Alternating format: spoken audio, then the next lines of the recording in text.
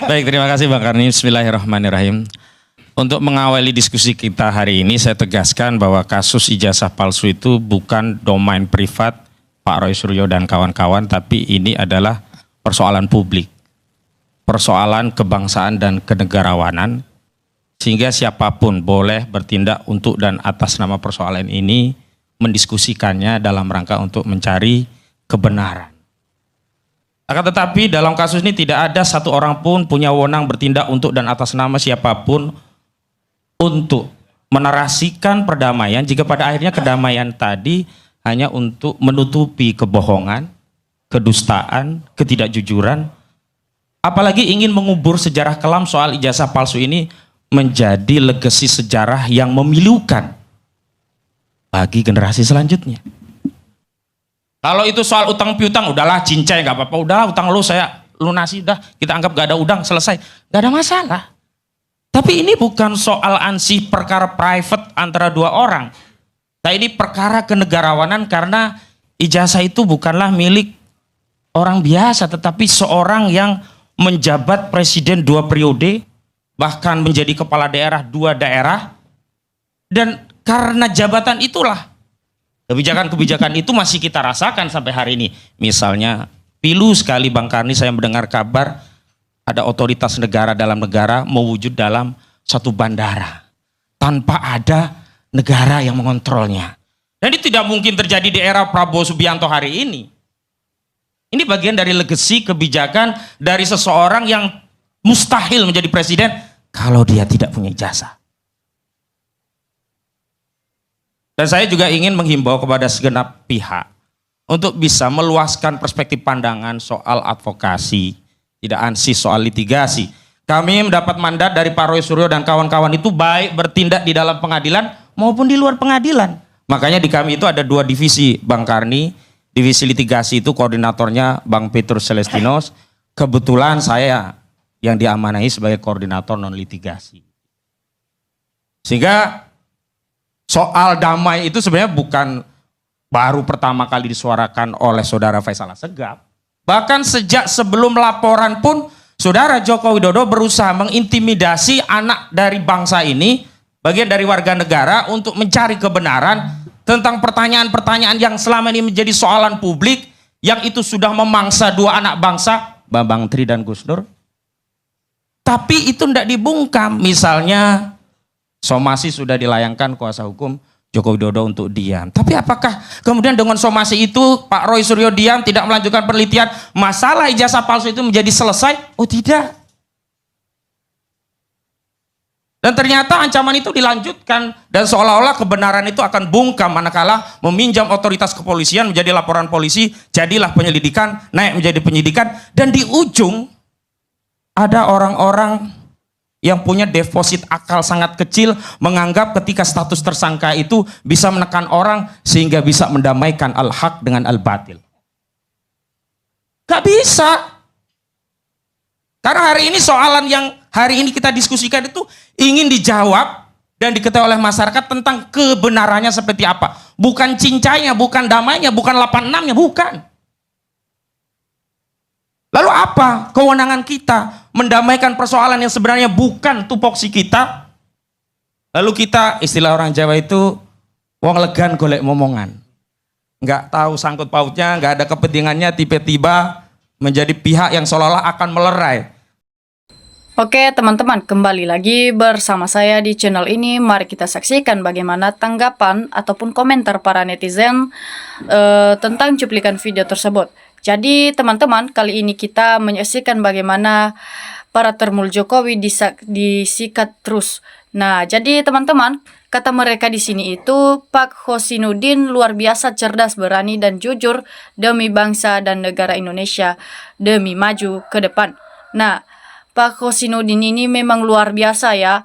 Pasti dia orangnya itu memiliki etika dan moral karena memang dia itu memiliki kejujuran dan membuat keberanian untuk membongkar masalah yang sedang lagi heboh. Nah, jadi teman-teman, mantap Ahmad, jadilah terus advokat yang jujur dan benar untuk rakyat NKRI agar Indonesia akan datang menjadi Indonesia yang jujur dan adil. Nah, jadi kata mereka itu mereka sangat mendukung Pak Ahmad ini karena memang dia berani dan memihak kepada rakyat dan mengatakan yang sejujurnya, tidak pernah berbohong. Jadi itulah orang-orang yang dinanti-nantikan masyarakat sebenarnya di Indonesia kita ini. Karena tidak mungkin masyarakat langsung yang mau mengadili Jokowi dengan kasus ini, ya. Harus melalui sebagai seorang penjabat dulu baru masyarakat yang mendukungnya. Nah, jadi teman-teman, termul Tuhannya nampak, ya. Karena Jokowi seperti dewa dipuja, disanjung nama kejelekannya, kebohongannya. Nah, Jokowi ditutupi seakan Jokowi orang baik. Ingat, termul kau belahilah pembohong. Ingat, selama ada belain pembohong dosa, kalian terus berjalan sampai kasus ini selesai. Nah, jadi itu ijazah diperlihatkan saja. Kan ijazah itu kebanggaan, bukan aurat. Ya, betul sekali yang mereka katakan itu sebenarnya. Ya, ketika ada salah seorang ataupun masyarakat yang mau meminta untuk ditunjukkan saja ijazah Jokowi itu, ya itu suatu kebanggaan Jokowi sebenarnya. Ya, karena kenapa mungkin dia memperlihatkan bahwasanya dia sudah sekolah, tidak pernah diambil dari segala hal cara dan menghalalkan segala cara untuk mendapatkan ijazah ini. Nah, namun berbeda dengan Jokowi, karena Jokowi itu kalau misalnya ada salah seorang masyarakat yang menanyakan, namun masyarakat yang menanyakan itu sebaliknya itulah yang dihukum dan diberikan di penjara. Jadi itulah masalahnya sekarang, ya, kenapa masyarakat tidak pernah bisa ataupun tidak diperbolehkan untuk menanyakan ijazah Jokowi. Ya, sedangkan sudah terbukti itu memang palsu ijazah Jokowi itu. Jadi itulah masalah yang lagi-lagi terjadi di Indonesia kita itu karena ketidakjujuran, ya. Makanya negara Indonesia ini tidak pernah maju-maju karena ada yang namanya ketidakjujuran. Ya, jadi semoga kali ini Bapak ini membongkar dan mengatakan yang sejujurnya untuk masalah ini supaya masalah ini bisa cepat selesai. Nah, kemudian teman-teman, terus saya serukan supaya rakyat bangkit melawan kefasikan, kedoliman, dan keperiaunanan dan kedonimisan. Jadi semoga ya masalah ini bisa terselesaikan.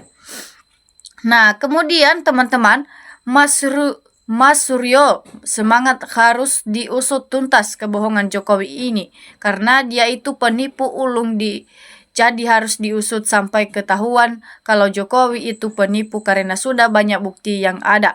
Nah, yang mereka sampaikan ini ataupun tanggapan mereka ini memang sangat benar kepada Pak Roy Suryo CS ini karena Roy Suryo ini yang telah mati-matian untuk membongkar kasus-kasus ini. Namun ternyata kalau sudah dibawa ke pengadilan tapi hakimnya saja yang tidak mau mengadilkan. Karena hakim juga sebagian mungkin sudah mengambil sogokan dari Jokowi, makanya tidak pernah diindahkan yang dikatakan Pak Roy Suryo ini. Nah, jadi Pak Roy Suryo ini harus semangat, jangan pantang mundur dengan para termul Pak Jokowi ini, karena pasti Allah akan memihak kepadamu dengan mengatakan yang sebenarnya. Nah, jadi karena Jokowi tukang nipu ulung, maka harus diusut sampai selesai masalah ini. Nah, jadi teman-teman, mau sampai kiamat pun gak bakal Joko Widodo tunjukin ijazahnya. Sebagai ijazah nama memang gak ada alias palsu. Nah, jadi benar sekali teman-teman, ya, sampai kapanpun ataupun sampai mati pun Jokowi tidak pernah ataupun tidak bakalan dia tunjukkan ijazahnya. Karena memang kenapa? Memang ijazahnya itu tidak ada ataupun hanya rekayasa. Ya, makanya Jokowi itu sangat takut untuk menunjukkan ijazahnya karena mungkin dia mengira bahwasanya kalau sudah terbukti ini nanti pasti saya diseretkan ke dalam penjara. Nah, karena Jokowi takut dengan hal itu, maka dia memiliki ataupun membuat alasan semaksimal mungkin dan sebisa mungkin supaya para hakim bisa percaya kepadanya. Dan juga ya, tak perlu percaya lagi hakim kepada Jokowi karena Jokowi sudah menghakimi mereka dengan memberikan uang sogokan karena pembelaan tersebut. Nah, jadi teman-teman, semangat terus Pak Azwan, Kozinudin, kita masyarakat ikut berdoa untuk menegakkan kebenaran demi negara kita. Nah, lanjut, semoga para pengusut dan pelacak ijazah Jokowi masa ke Zainuddin Roy Suryo CS ini selama pada sehat ya, supaya tidak takut untuk membongkar dan memberikan tentang ijazah ini. Nah, Jokowi itu memberi contoh buruk buat generasi muda Indonesia. Memang betul ya, Jokowi itu sebenarnya memberikan contoh kepada generasi ataupun pemuda-pemudi yang ada di Indonesia kita itu. Karena kenapa? Kasus ataupun kelakuan yang telah dia lakukan itu tidak bisa lagi dimaafkan. Dan sudah terbukti bahwasanya kasusnya itu sudah menjadi pelanggaran yang paling besar di Indonesia. Karena Jokowi dulu haus dengan kekuasaan.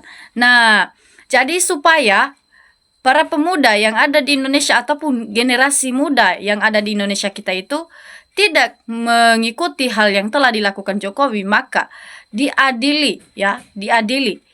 Semoga para hakim bisa mengadili karena memikirkan para generasi pemuda untuk kedepannya. Karena mungkin mereka meniru kalau misalnya tidak diadili hal tersebut.